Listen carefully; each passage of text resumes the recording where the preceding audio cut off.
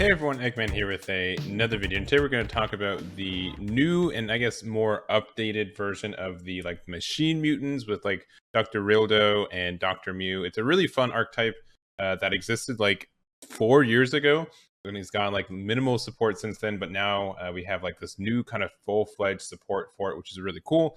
It's been fun to play with, and yeah, I think this is a solid first build for the deck. If you want to know what the deck is about, it's really interesting. I like it, and let's just kind of go into it. So first of all, we have the leader. So it says when this card attacks, play up to one machine mutant card, paying cost of 1 from your hand. So inherently it doesn't draw R on the backside either, but all of these one drops find something. We do kind of have the gadgets per se, where we have Ribbit. Ribbit finds Nezzy. Nezzy finds Bizu, and Bizu finds Ribbit. So being able to just get this consistent card draw is nice. Also, Nezzy has the effect. It has Barrier, which is very, very important. And then you absorb for 1 red, choose 1 Bizu and Ribbit from your hand and/or battle area. Place them underneath this card. Equip to 1 Super Sigma card from your deck or drop area on top of this card. Then shuffle your deck if you look through it. So you do that, and then also we have on the other side, we do have the Rilldo, where he says, if your life is at 4 or less, or you choose 3 cards from underneath a Super Sigma card in your battle area and place them underneath this. You can draw 1, untap 1, add cards to your life until you have 6 life or left, then flip this card over. And so on this side, and then so pretty much if you do that Awaken early, you have these active battle once per turn. You can place 1 card from underneath this and choose owner's drop area. Then this card gives plus 5k power for the battle. So being able to get that, you get the combo power back essentially. It's only once per turn, but it's really nice. And I think it's a good skill. It's kind of once again these kind of more unique surge things, and it's really easy to go from here, and then you just go into your Super Sigma, especially since you play it off deck, especially since this has Barrier and Blocker on it. So unless your opponent has exactly the counterplay Trunks to put it back to your hand, you're feeling pretty good about this as well. And you can also bring it back at an activate battle speed, which is really interesting. So you can just choose these cards from your hand or battle, you place them underneath this. You play this card from your drop area, which also has a draw 1 and give something minus 10k, or sorry, give all of your opponent's cards minus 10k. So having a small board wipe with this card is really, really good. We do have, and so that's the beginning chain. We also do have the Rildos as well. They both pretty much have the same kind of Union Absorb for 2. If you choose a Super Sigma card from your battle area or drop area, place it underneath this. You can play a General Rilldo with any cost of 5 from your deck or a hand on top of this, and then shuffle your deck if you look through it. And so we do have pretty much just this guy from the set. If your leader card is Dr. Myuu, when this card's played, you can draw 1 card, and if you don't, you can activate 1 Planet M2 from your deck, then shuffle it. And we have the old Planet M2. If your leader card is Dr. Myuu, which we're Dr. Myuu on both sides, which is really, really nice. You're able to draw 2 cards and then discard 1. And then also switch cards to rest mode, choose up to 1 of your opponent's battle cards that gets minus 1k power for the turn. So, I mean, it just means you're good on defense to get that 1k out. But we also just have the regular M2. And in this place in your battle area, if you're the curse Dr. Myuu, you just get the draw 1, and then you get the minus 5k active battle once per turn. I still think this M2 is slightly better if I have to choose one. I tried both, and I just the consistent minus 5k and being able to potentially pop something with it, I think is better than you draw 2, discard 1. I think you get enough kind of cycle as it is. So I'd probably just do 4 of these Planet M2s moving forward, but this was an interesting card to try, and I think other builds might kind of lean on this guy instead. What else do we have here? So that's kind of the idea there. This can also evolve in Super Sigma, and I don't think I said it. So the auto when this card attacks is the same, but also once per turn we activate an Evolve or Union Absorb skill, you get to draw a card. So whenever you go up your chain, you get some good benefits. We also have this new meta Rilldo too. So it's Double Strike Barrier Blocker, EX Evolve for 1 red on a Rilldo with an energy cost of 5 or more. So you can do it on top. You can EX Evolve on top of himself, which is interesting. In active battle, for your opponent's turn, you place 1 card underneath this to drop here. Switch this card to active mode and gets minus 5k power for the turn. So being able to restand it on your opponent's turn is kind of nice.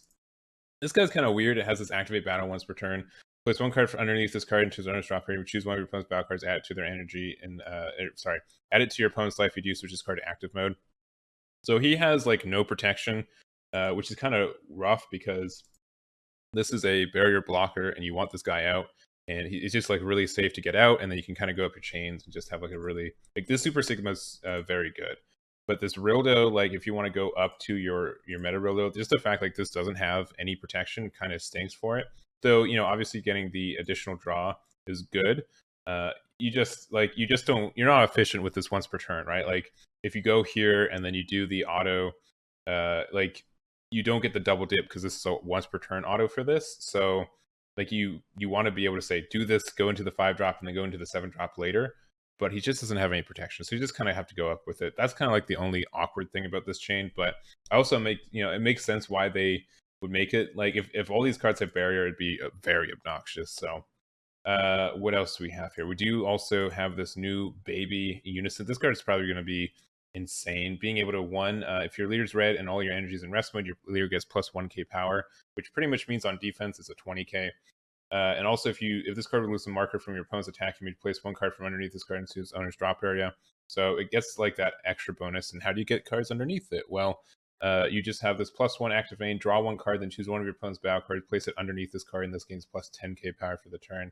So it becomes 20k. Obviously, it's only a 10k on your opponent's turn, but it just the draw, the remove, like this is like the best remove on the game. It doesn't get around barrier, but besides that, like putting it underneath here instead is just super good.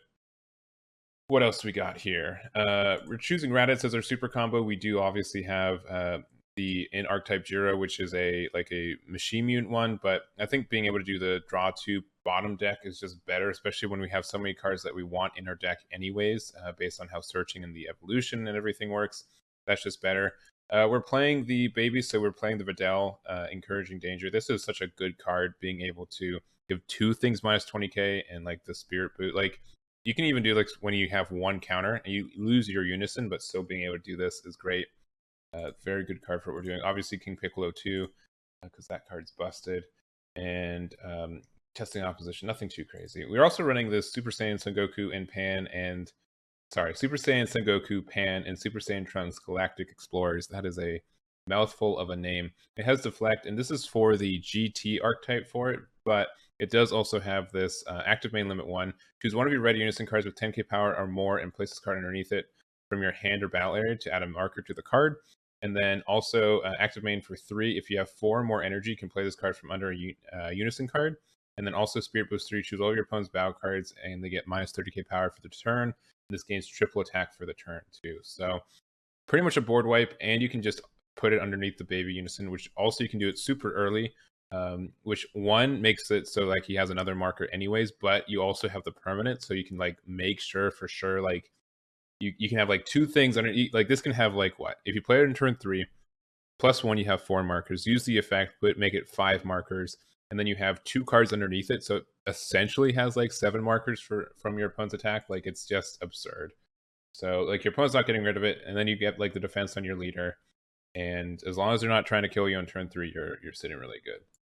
We also do have like this super old Meta Rilldo from set 3. EX Evolve, place 1 card from your hand into your drop area to EX Evolve on top of a Rilldo with energy cost 5 or more. So again, both these can just like go on top of like EX Evolve on top of each other interchangeably too.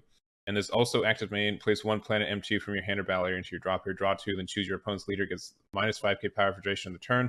Then choose all of your opponent's battle cards to get minus 10k power for the duration of the turn too. So really strong like board clear once again, and then you can go into this guy at the end of it if you need to, and then you can like restand it and it has the barrier and blocker and stuff. But all this stuff feels really good. This is a really kind of good like mid-range deck, and it's something that if hand destruction was more prevalent right now, I think it would lose to that a little bit. You don't really have like a lot of cards in hand, but most of your cards generate new cards.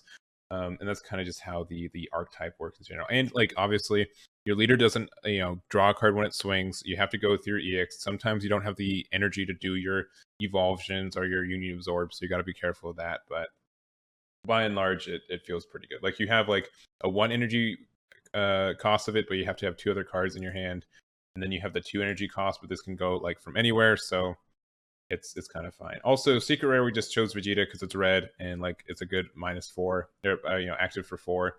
But I think there's not like a best secret rare for slot. So if you like hand secret rare or like something else, I think that works too. Especially since you kind of get like a wide board towards the end of the game. You have a bunch of like barrier blocker dudes, so it's really easy to get that pan off. I think this leader is also just generically good for the machine immune stuff. It's kind of like an old archetype and saw like a lot of play in like BT3, BT4, and then kind of fell by the wayside a little bit until like there's the yellow machine immune stuff. But being able to play like this baby 1-drop for free, and which can go into the 4-drop, go into the 5-drop, which can go in the 6-drop. Like it was a good combo. I don't think this baby is good enough to like, it doesn't have any protection, which kind of stinks for it. But it is like a big old, 30k triple strike. So that's something like it can really super pop like one of your opponent's unisons if they need to. But I don't know. I think this is a really fun leader. I definitely recommend trying it out. It has a lot of cool plays and a lot of cool interaction, and I really enjoyed playing it. So that's going to be it for me. Thank you guys so much for watching. Let me know if you guys want me to also cover the GT archetype as well, and we'll kind of go from there. So thank you guys so much for watching, and I'll catch you all next time. Damn it.